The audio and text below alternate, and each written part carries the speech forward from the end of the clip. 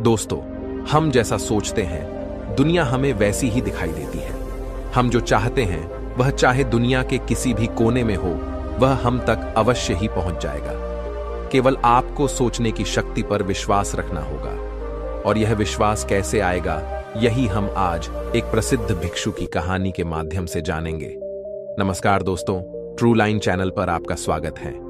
तो चलिए कहानी की शुरुआत करते हैं। दोस्तों, किसी ने पूछा था कि ध्यान की कोई सरल विधि बताइए जिससे हम सीधे ध्यान में उतर जाएं और हमें ज्यादा मेहनत भी ना करनी पड़े। दोस्ती प्रकृति का एक परम सत्य यह है कि अगर हमको कुछ भी पाना है तो हमें मेहनत तो करनी ही होगी।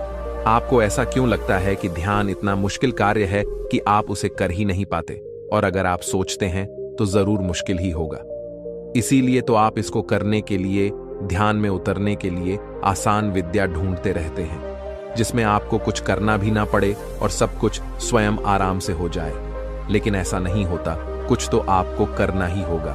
बिना कुछ करें तो कुछ नहीं होता। याद रखिएगा, जो जितना कठिन परिश्रम करता है उसे उतना ही अधिक मीठा फल भी मिलता है, और जो परिश्रम नहीं करते उन्हें उतना ही कम मिलता है। तो हम यहाँ ध्यान की बात कर रहे हैं। ध्यान को हम कैसे आसान बना सकते हैं? अगर वास्तविकता देखी जाए तो ध्यान बहुत आसान है, लेकिन न जाने क्यों आप लोगों ने यह मान रखा है कि ध्यान करना बहुत मुश्किल है, बहुत कठिन है।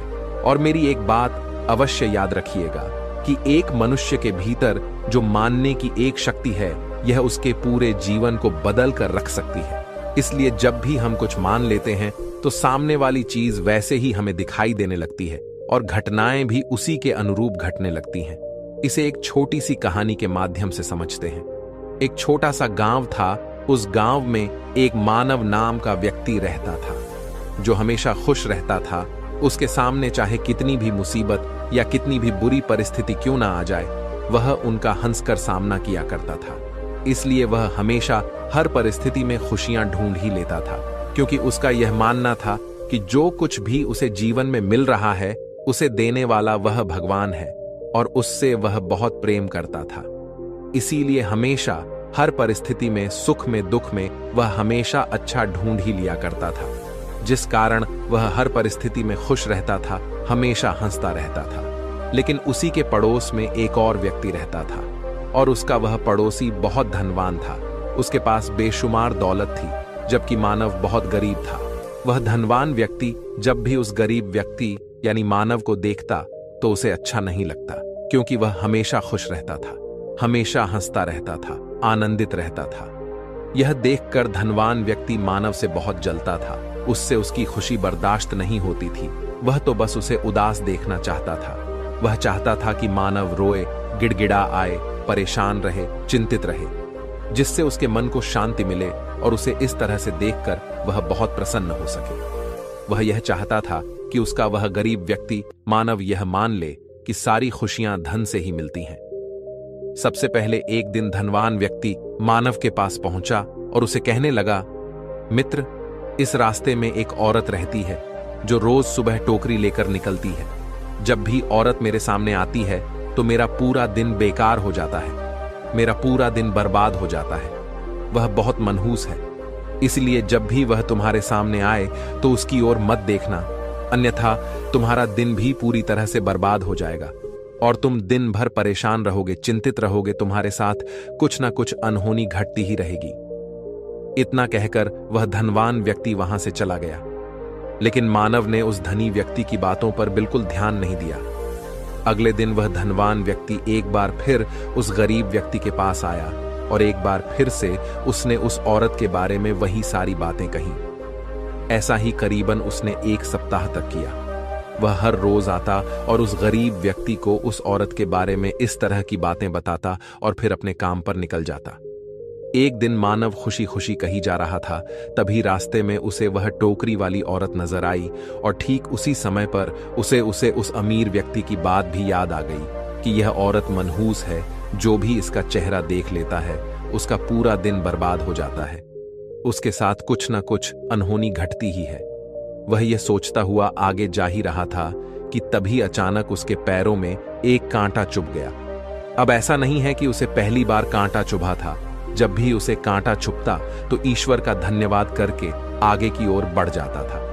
वह हमेशा यही कहता था कि हे ईश्वर, आपका बहुत बहुत धन्यवाद, आपने मुझे बचा लिया, अन्यथा इससे कुछ बड़ा घटित हो सकता था। लेकिन आज जब उसके पैरों में कांटा चुभा तो उसने सोचा, शायद वह धनवान व्यक्ति सही कहता था। यह औरत मनहूस है, जो भी इसका मुंह देख लेता है उसका पूरा दिन बर्बाद हो जाता है। उसके साथ कुछ न कुछ अनहोनी घटने लग जाती है। अब से जब भी वह गरीब व्यक्ति कहीं जा रहा होता है, तब तक वह टोकरी वाली औरत उसके सामने आ जाया करती। हालांकि वह उसके सामने पहले भी आया करती होगी, लेकिन तब उसका ध्यान उस पर नहीं जाता था। लेकिन अब उसका पूरा ध्यान केवल उसी पर था। जब भी वह उसके सामने आती तो उसे वह दुख के पल याद आने लगते, जब उसका मुख देखने के कारण उसे कुछ दुख मिला हो, और इसी तरह वह उन दुखों के क्षणों को इकट्ठा करता चला गया और उन दुखों के लिए वह हमेशा उस औरत को जिम्मेदार मानने लगा, उसे कोसने लगा। और इसी प्रकार धीरे धीरे उसके मन की जो खुशियां थीं वह क्षीण होती चली गई।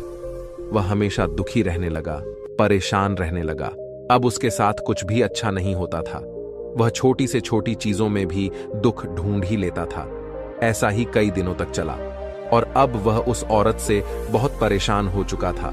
वह उसे किसी तरह से छुटकारा पाना चाहता था। एक दिन वह अपने मार्ग में आगे जा रहा था कि तभी उसके सामने वह औरत आ गई। उसे देखते ही उसका पैर फिसल गया और वह पास ही के एक गड्ढे में जा गिरा।